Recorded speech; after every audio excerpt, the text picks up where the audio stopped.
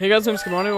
Welcome back to more Let's Play the Legend of Zelda Spirit Track. Sorry for the awkward start. Well, anyway, the last episode we played the song with Carbon, and we restored the Spirit Tracks to the temple, and we actually had to go underwater to get to the temple, which is where we are now. In this episode, we will actually go through the temple. If it wasn't obvious enough yet. Anyway, so here we are. Okay. Now, in the last episode I said I think this is probably the hardest level of the game. Before this recording, I went through and I practiced through it again, and it's really not that hard. The only reason why I thought it was hard was because there's like a little puzzle we have up ahead, but it's quite obvious if you know how to get around it. So anyway, and a lot of people actually call this like the Indiana Jones temple. And you guys will see what I mean. Well, first of all, we have rolling boulders. We need to get across here, but we can't because the rolling boulders are in our way. So let's go this way because that's the only way that we can go. We have these little, you really can't call them signs, but they look kind of like gravestones. Either way, they tell you numbers. The second is above here, so you're going to want to write the numbers and the places of where they are. I should remember this, and you can't read from this angle. I should remember this because I recorded this not too long ago, but either way. 4, I'm pretty sure this one up here is this one 3, I'm pretty sure this is 3. Yep, 3. And I dropped my stylus, that's great. 3 and 1. Okay. And that will make sense in a moment. These electric shoes, you can just take them out with your, boomerang.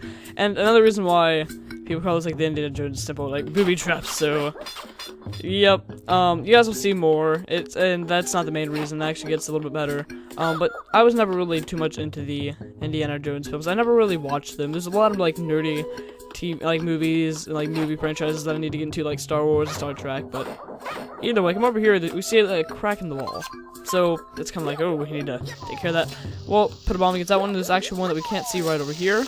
Let both those bombs explode. 1 and 2, and those will reveal 2 paths, but we can't do anything with those quite yet, so just ignore those for now and go this way where we will be attacked by these arrows. Face towards it, and Link automatically holds up a shield, so you won't get hit. Just make sure they don't also, like, knock you off the ledge. You don't need to worry about these guys right down here. It looks like they're going to hit you, you know, as soon as you cross their path, but they'll only hit you if you mess with the puzzle. Right here, we have 4 switches right here, and if you guys remember from down below, like, the second is above here, first is above here, and all that, well, that's what it's talking about. So, we gotta hit in the order, and according to what we saw downstairs. 1, 2, 3, 4. If you get it right, that will happen. If you get it wrong, you'll be spammed with arrows and you fall off the ledge. You have to start over. Not the whole temple, but just like that little puzzle part. And looks like if you come right up here, you can see where the boulders are coming from. They fall down that hole, then they go down to the first level where we were trapped. Well, where it was keeping us from progressing. So we see the switch right here. Hit that switch, it closes that door, and it opens this one down here. So what you're gonna want to do is, because if that one opens, you won't actually be able to get it back around, so you're gonna want to use your boomerang. It'll go around, hit it, and now the boulders will come out of this hole right down here, and we'll actually be able to progress once we get back downstairs. Also, the thing about this temple is it's kind of confusing a little bit. Like, there's multiple entrances to different floors, and some entrances to, like, different floors, it takes you to a special area that other stairs or, like, other entrances can't. And it's a little bit confusing, especially if you're trying to 100% it. But, like I said, I practiced through it, so it should be fine. The 4th and, no spoilers, but the 4th and 5th temple of the game are probably harder. I would say the 4th might be a little bit harder than the 5th, I'm not quite so sure, but either way, you guys will see what I mean later.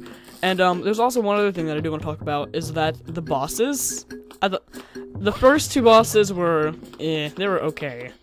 After those 2, the boss of this temple, and the ones after this temple are a lot better. They have a lot more working to it, and I like them a lot. It's like some of my favorite bosses in Zelda history, especially the 4th one. But, I like this one too.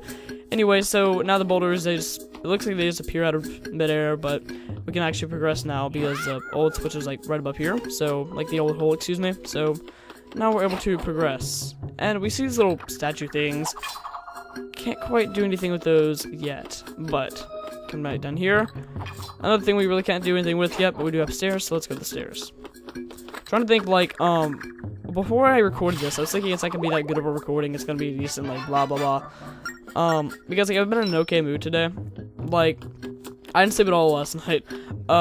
I was watching, if you guys ever heard of the anime called Attack on Titan, I was watching Attack on Titan. I finished the anime last night. By the way, great anime. Definitely go watch it. And they're actually apparently making a second season to the anime. Like, the manga's ahead of the anime, obviously. So they're gonna they're gonna animate some episodes, they go along with the manga. But anyway, so the stairs about up here.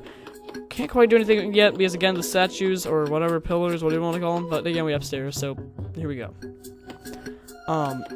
So I finished out about 11:30, and I'm like, okay, well, I'll get to bed now, and get up at about 7:30 tomorrow, I will be fine. Actually, it wasn't even 11:30, it was like 10:30. So I finished get in bed, and I just couldn't sleep for about the first hour. And then, my cat thought it would be a good idea if she came up and laid next to me on my pillow. And it was super annoying, because here, I'll explain in a moment.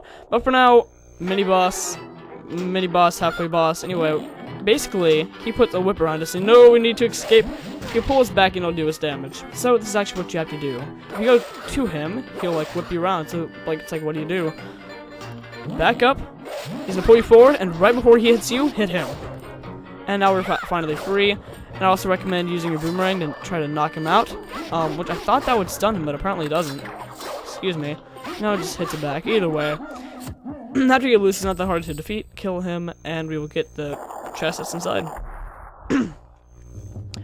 And you're about to see the other reason why people call this like the Indiana Jones Temple of Spirit Tracks. I see why, but yeah, like I said, I don't really know too much about Indiana Jones. I just know the guy runs away from a lot of boulders and traps, and he has a whip and he swings on things.